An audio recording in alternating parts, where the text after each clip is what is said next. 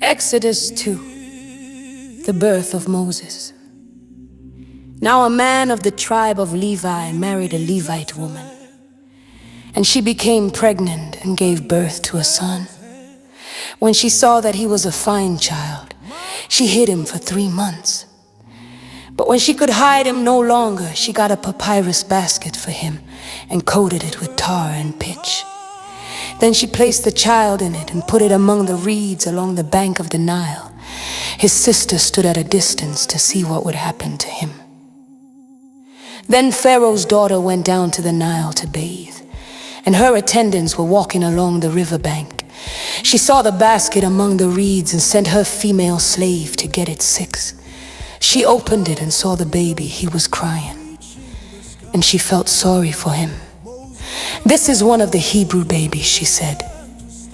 Then his sister asked Pharaoh's daughter, "Shall I go and get one of the Hebrew women to nurse the baby for you?" "Yes, go," she answered. So the girl went and got the baby's mother. Pharaoh's daughter said to her, "Take this baby and nurse him for me, and I will pay you." So the woman took the baby and nursed him. When the child grew older, she took him to Pharaoh's daughter, and he became her son. She named him Moses, saying, "I drew him out of the water." Moses flees to Midian. One day after Moses had grown up, he went out to where his own people were and watched them at their hard labor.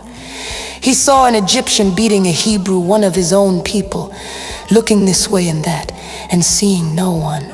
He killed the Egyptian and hid him in the sand.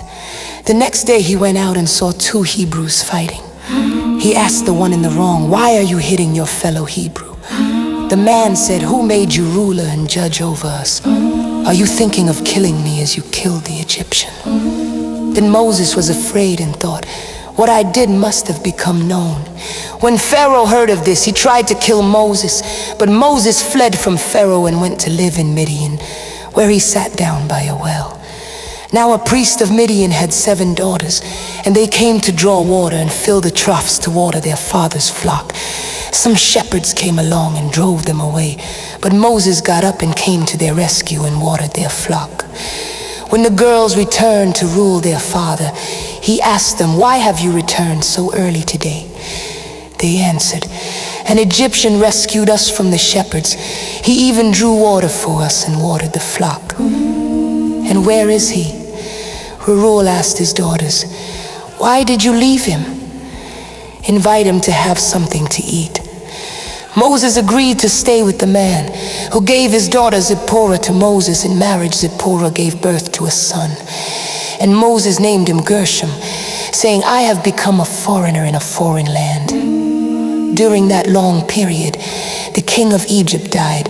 The Israelites groaned in their slavery and cried out, and their cry for help because of their slavery went up to God. 24, God heard their groaning, and he remembered his covenant with Abraham, with Isaac, and with Jacob. So God looked on the Israelites and was concerned about them. Their cries for freedom reaching the sky. Moses arose with a vision to stay. Let my people go, let them